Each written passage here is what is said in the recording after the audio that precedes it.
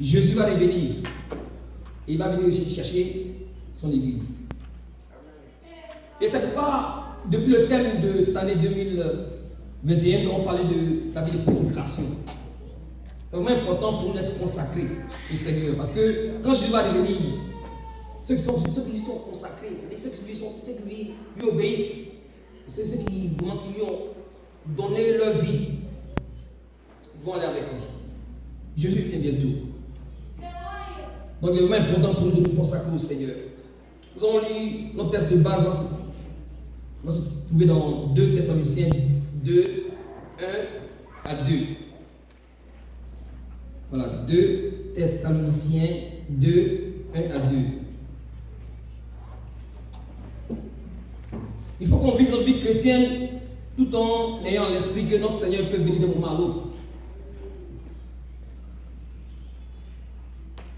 S'il ne vient pas, il ne faut pas que nous on aille vers lui. Mais Jésus, qui est sur lui, il va revenir. Il y a beaucoup de personnes qui disent: ah, mais ça fait longtemps, on attend, Jésus revient, on ne le voit pas. Il dit: c'est quand il va revenir. Mais Jésus a fait la promesse qu'il va revenir. Et sa parole est la vérité. Et nous devons croire qu'il va revenir. Et dans le cours de l'histoire, il y a beaucoup de personnes qui cherchent à prédire la venue de Jésus. La venue de Jésus.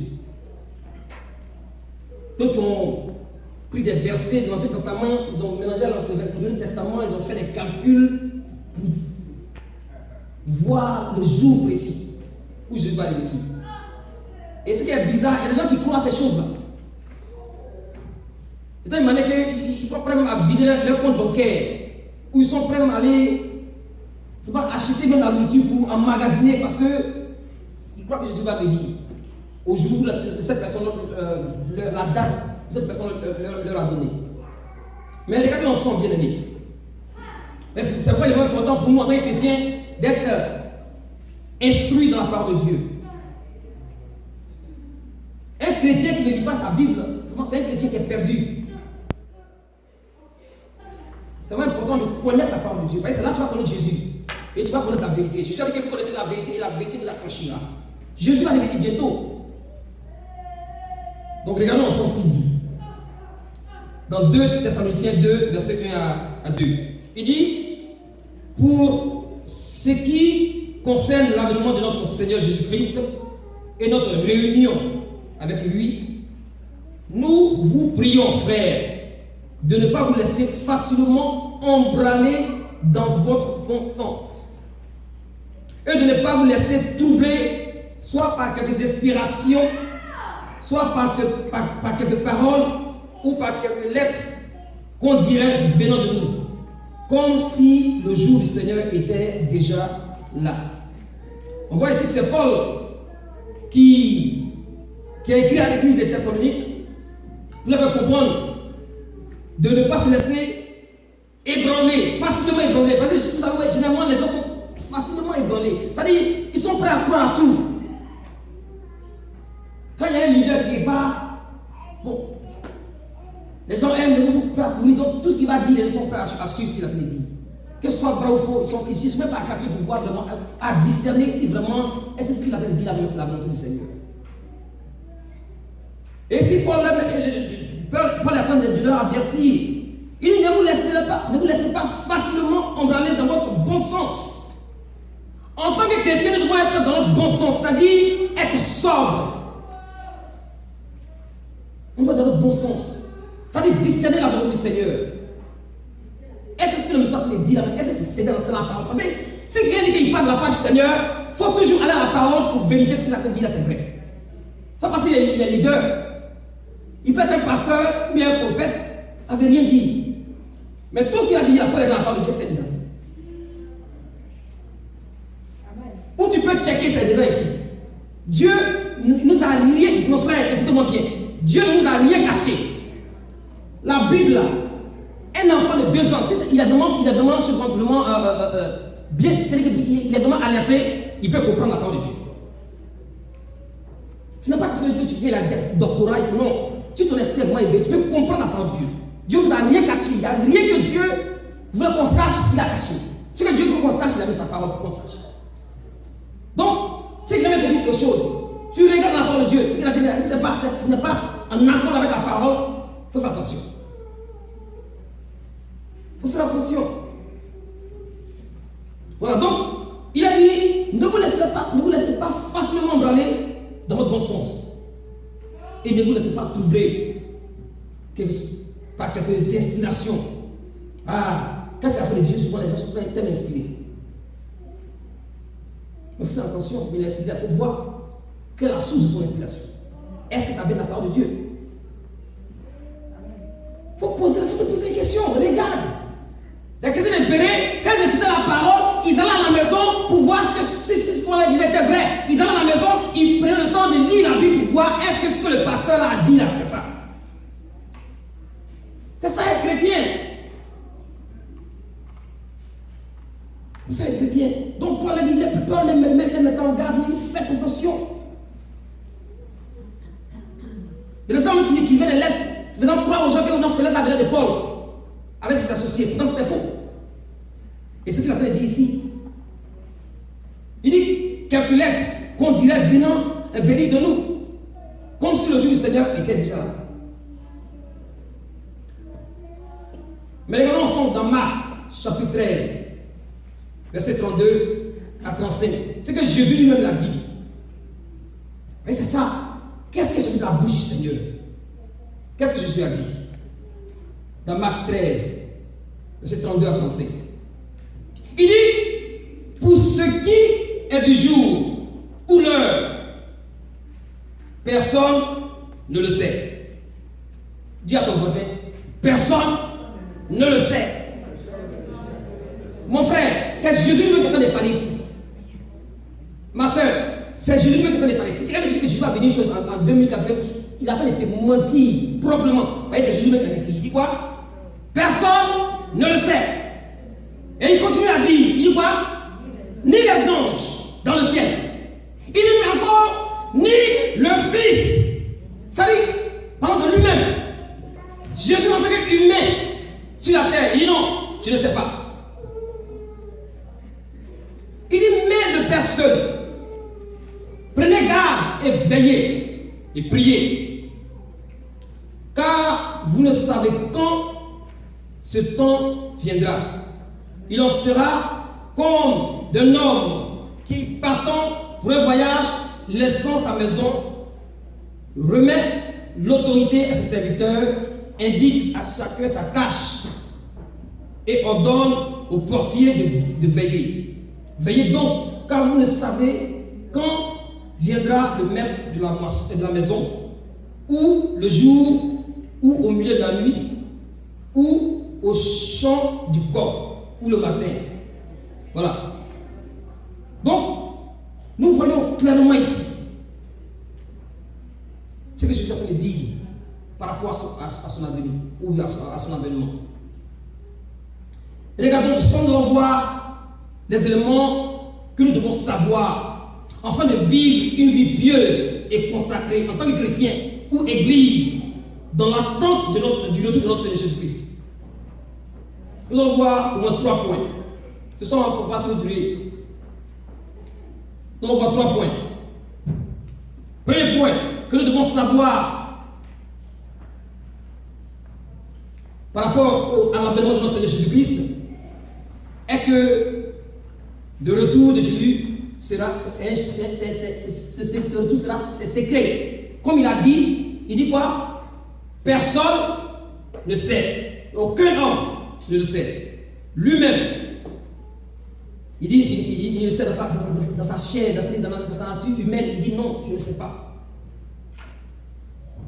Le retour de Jésus, on doit savoir dans notre esprit que le retour de Jésus est secret. Donc, au verset 32, il dit quoi? Prenez garde et veillez, priez, car vous ne savez quand ce temps viendra. Veillez donc, car vous ne savez. Il insiste, vous voyez, il insiste. Il dit personne ne sait, ni les anges dans le ciel, ni le Fils. Et il a dit, prenez garde, car vous ne savez quand ce temps viendra.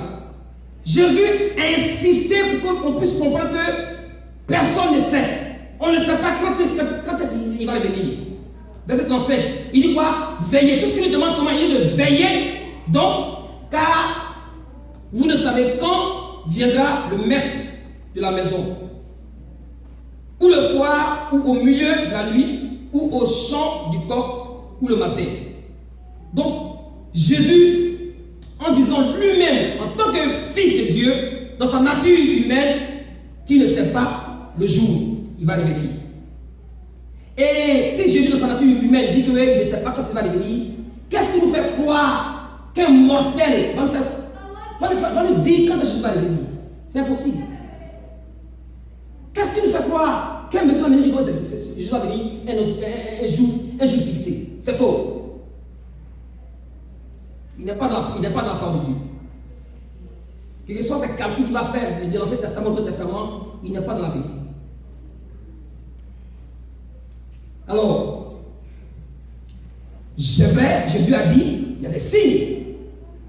Il y a des signes qui vont précéder son avènement. C'est vrai que quand on voit le figuier, on voit que quand le temps arrive, le temps du figuier, de donner les figues, on sait que c'est des choses là qui vont commencer à fleurir, on sait ça. C'est-à-dire, quand le temps il va pleuvoir, tu sais que ouais, bon, les nuages commencent. Donc, il y a des signes qui vont précéder la venue du Seigneur. Mais nous ne savons pas, personne ne sait quand est-ce que le Seigneur va venir. Mais nous mettons en garde que nous devons veiller. Veiller et prier. Donc, premièrement, nous devons savoir que le retour de Jésus est secret. C'est un mystère.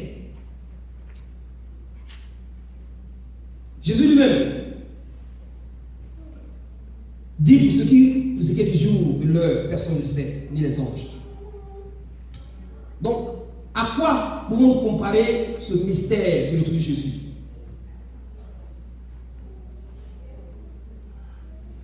C'est-à-dire, quelles questions nous pouvons nous poser? Des événements passés dans l'Ancien Testament qui peuvent nous amener à comparer la mort de Jésus à un tel événement. Les événements que nous pouvons comparer au retour de Jésus dans l'Ancien Testament pour voir que Dieu a créé le monde. Nous ne savons pas comment Dieu a créé. Mais c'est ce que la parole de Dieu nous dit. Personne ne sait. On dit que c'est Dieu qui a créé le monde. Et nous croyons par la foi que Dieu a créé le monde. C'est un mystère pour nous. Même la naissance de Jésus, ça veut vraiment dire que Jésus a été conçu par une vierge. Mais c'est un mystère pour nous, bien-aimés.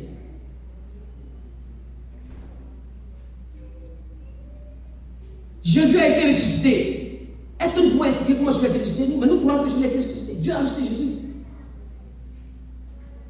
Et Jésus va revenir aussi, de la même manière. Ces événements se sont accomplis comme Dieu a déclaré, ces choses vont s'accomplir. Jésus va revenir bientôt. Non seulement il va revenir, son retour est secret. Deuxièmement, nous devons savoir aussi, bien aimé, par rapport au retour de Jésus, que le retour de Jésus sera soudain. Qu'est-ce que je veux dire par là? Regardons ensemble dans Matthieu 24, verset 44. Le retour de Jésus, deuxième point, sera soudain. Dans Matthieu 24, verset 44, il est dit: c'est pourquoi vous aussi, tenez-vous prêts, car le Fils de l'homme viendra à l'heure où vous n'y penserez pas.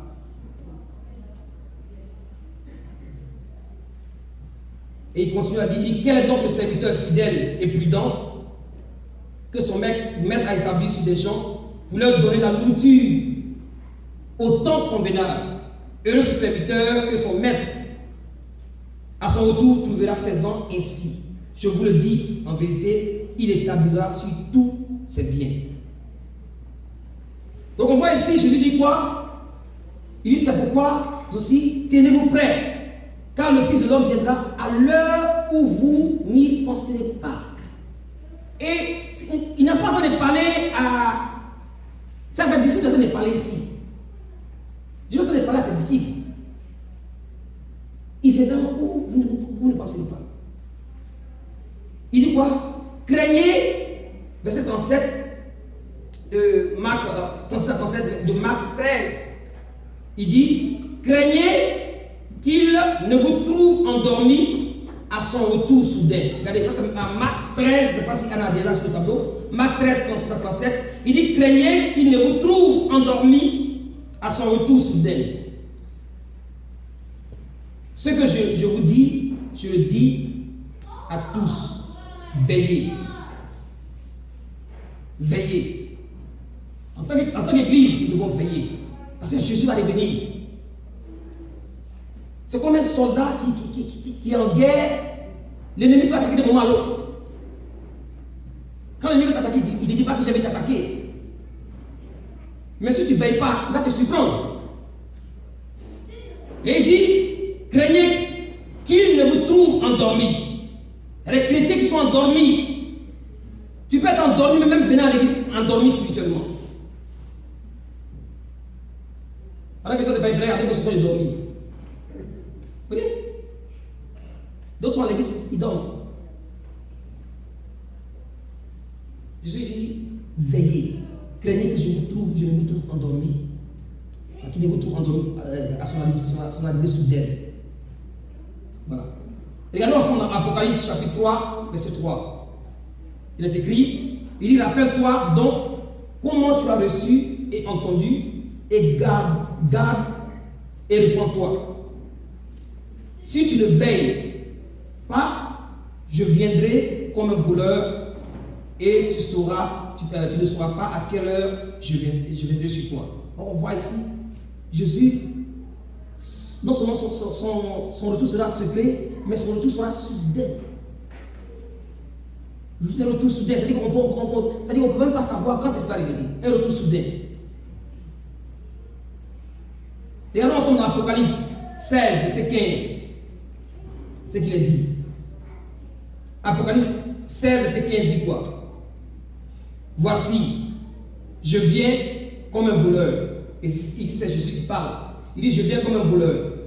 Heureux celui qui veille et qui garde ses vêtements, afin qu'il ne marche pas nu et qu'on ne voit pas sa honte.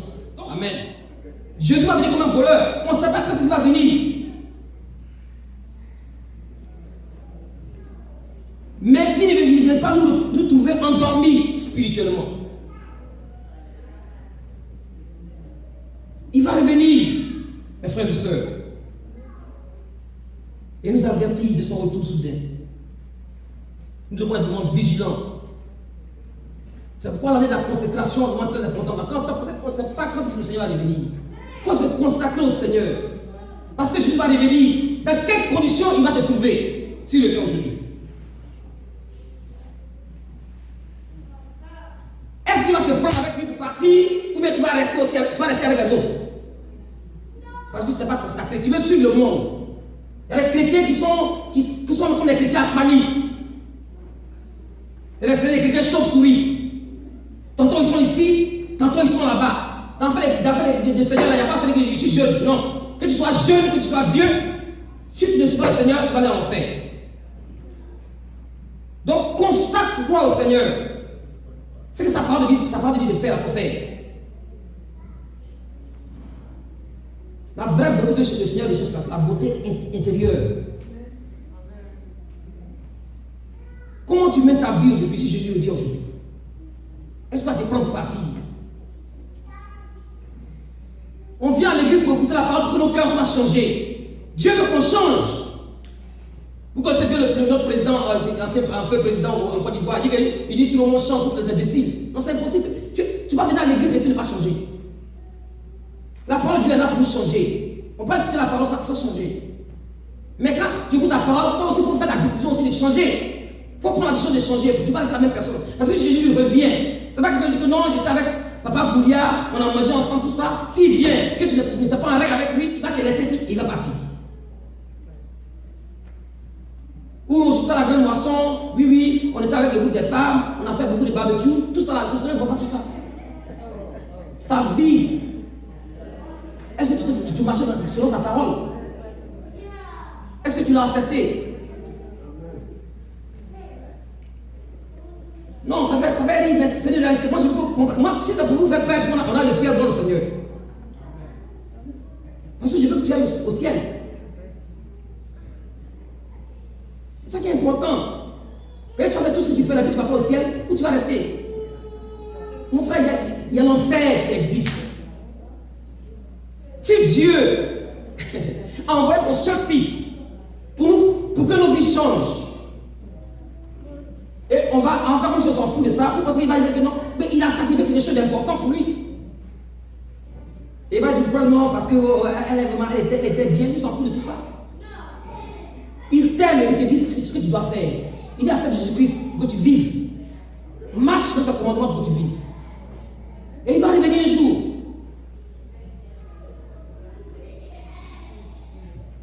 Mes frères, nous devons être prêts et nous devons être sobres en demeurant fermes dans la foi pour le retour de notre Seigneur Jésus-Christ. Car son retour sera soudain et nous devons veiller les uns sur les autres. Car Jésus va revenir pour son Église. Troisièmement, vous avez dit, on ne va pas dire l'église, mais ça va être moins culte rapide. Troisièmement, ce que nous devons savoir pour le retour de Jésus, il y aura une séparation. C'est vraiment important de comprendre ça. Non seulement le retour de Jésus est secret, le retour de Jésus est soudain, mais aussi le retour de Jésus, il y aura une séparation. Qu'est-ce que je veux dire? Regardons ensemble. Matthieu 24, verset 40. Il dit quoi? Il dit alors de deux hommes qui seront dans un champ, l'un sera pris et l'autre laissé. De deux femmes qui moudront à la même. Est-ce qu'on va entendre parler? On dit quoi? L'une sera prise et l'autre laissée. Veillez donc, puisque vous ne savez pas quel jour le Seigneur viendra. Sachez-le bien, si le maître de la maison savait à quelle heure de la nuit le voleur doit venir, il veillerait et il ne laisserait pas percer sa maison.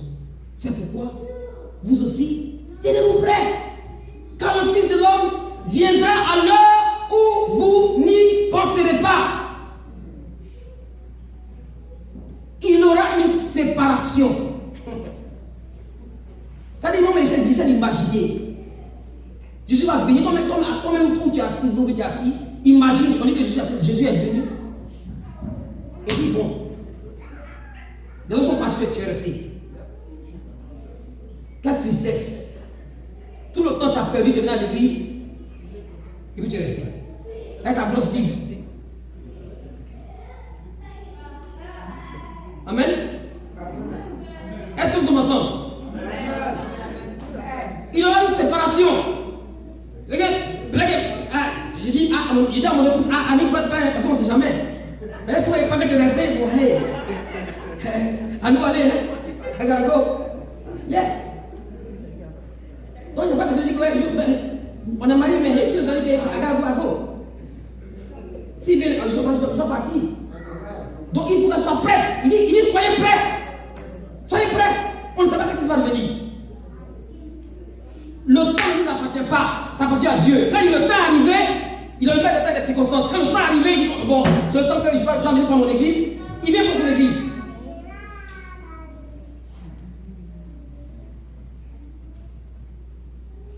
Aujourd'hui, Dieu nous voit en Christ. Comme ses enfants, pour ceux qui ont reçu Jésus-Christ comme Seigneur et Sauveur. C'est pourquoi nous devons nous consacrer. Mais pour ceux qui n'ont pas reçu Jésus comme Seigneur et Sauveur, ou même ceux qui prétendent même l'avoir reçu, il dit ça parce que souvent c'est ce qu'on fait à l'église. On vient à l'église, on prétend même qu'on est chrétien. Parce que moi, je ne passe pas là. Comme on va éviter la première fois et tu viens à l'église, Parce que moi, tu sais comment te mélanger avec les gens. Quand ils sont à l'église, tu sais parler, oh yes, tu es fidèle, tu marches correct, mais quand tu sors, tu es différent.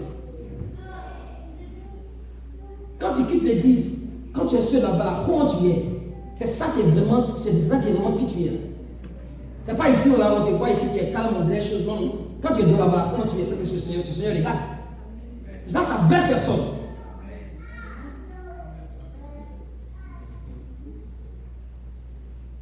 Et c'est pourquoi Jésus dit que ouais, le Père va séparer les brebis des boucs. Dans quel catégorie tu te trouves? Tu es brebis ou tu es bouc? Mais les boucs, on parle de eux-mêmes là. Ça rentre ça sort ici. Jésus dit que mes brebis attendent ma voix et qu'elles me suivent. Quand je dis parle, est-ce que tu suis Jésus? Mais on dit parle de là, tu cours seulement. C'est pas différent. Tu es bouc ou tu es brebis? Jésus dit que le Père va séparer les brebis des boucs. Quand il va revenir, son retour, non seulement qui est secret, retour qui est soudain, puis son retour qui ouvre la séparation. Il va séparer. Séparer. Il y a certains qui seront sur le chemin étroit qui mène à la vie éternelle. D'autres seront sur le chemin spacieux. Il y a deux chemins. C'est quel chemin tu te trouves? C'est quel chemin tu te trouves? Chemin spacieux, là, ça va tout le monde trouve. Hey, I'm not doing nothing bad. Everybody doing it. I want to do it too. Not everybody doing it. Just God said you can do it. God said you can do it. Ask yourself that question. Est-ce que Dieu il peut faire ça? It's not everybody doing it. You're a child of God. Mais tu ne sais pas qui tu es, c'est que tu fais comme tout le monde. Tu n'es pas comme tout le monde. Ton DNA là, il n'y a personne sur la terre qui a ça. Tu es la seule personne que Dieu a créée. Comme toi-même. You don't have to be like nobody. You don't have to be like nobody. You have to be like God wants you to be. You're a child of God. Il va venir faire une séparation. Une séparation. Jésus a dit qu'il y a deux portes. Il y a deux chemins. Il y a deux destinations. Il y a deux groupes de personnes. Il y a deux sortes d'âmes. C'est-à-dire qu'il y a l'arbre qui porte de fruits, de bons fruits, et l'arbre qui porte de mauvais fruits. Il y a deux sortes de bâtisseurs. Il y a deux sortes de fondations. Et en fait, il y aura deux groupes de jugement. Les chrétiens, ceux qui sont consacrés, qui ont vraiment vécu selon la parole du Seigneur, ils vont recevoir, au jour du jugement, c'est pour recevoir les récompenses du Seigneur. Ils ne sont pas jugés pour la mort. Mais toi qui dois donner ta vie au Seigneur, tu peux vivre comme tout le monde. Parce que tout le monde fait la même chose, fais ça, tu le fais. Non, I don't kill nobody, I don't smoke. No, I don't do, no. But what you do, it is the will of God. It is the will of God.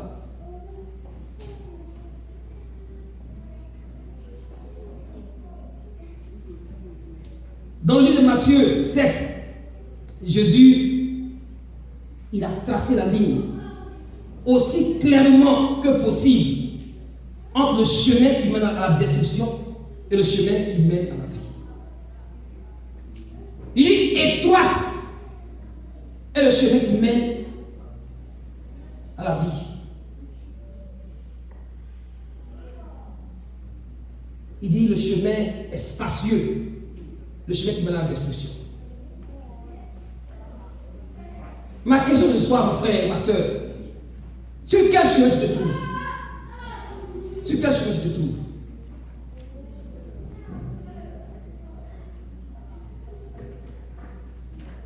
Est-ce que tu te trouves sur le chemin de la perdition pour l'éternité, sans Dieu, sans espérance, sans aucune opportunité? Et même pas le temps de te repentir, parce que si jamais le Seigneur revient, bon, tu es resté là. Bon, on est parti. Mais tout le temps, tu n'as plus le temps d'écouter la parole. Là. Tu penses que quelqu'un va dire que tu vas bien écouter la parole? Non, il ne faut pas que je se trompe. Dieu se donne le temps. C'est-à-dire que tellement que tu as habitué à écouter la parole, ça ne te dit plus rien même. Ça ne te dit plus rien. Ça ne te dit plus rien. Tu as tellement écouté la parole, maintenant c'est quand Jésus va revenir, va partir que tu as écouté la parole vraiment clairement. Non. Écoute maintenant la parole. Lorsqu'on a tes oreilles, mais à ton cœur, qu'est-ce que le Seigneur dit? Et change.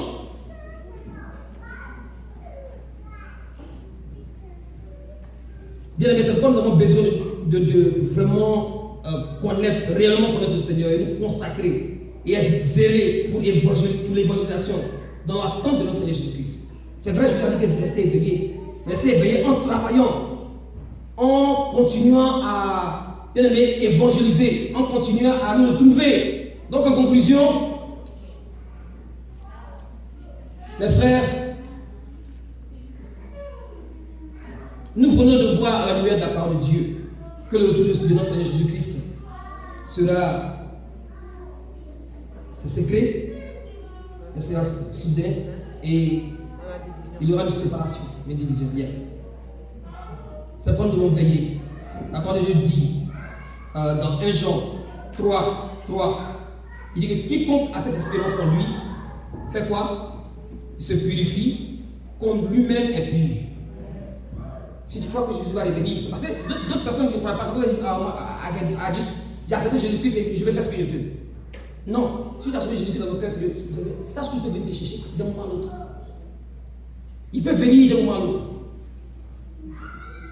Alors marchons en obéissance à notre Seigneur, parce qu'il va revenir bientôt.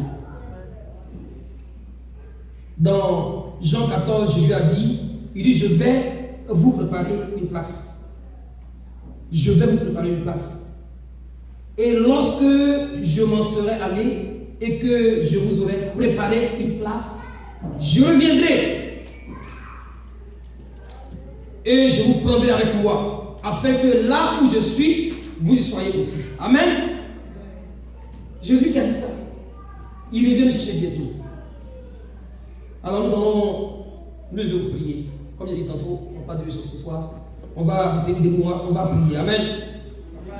Mais on va chanter d'abord, Seigneur notre Dieu, tu es glorieux. Alléluia. Nous allons prier. Amen. Amen. Amen.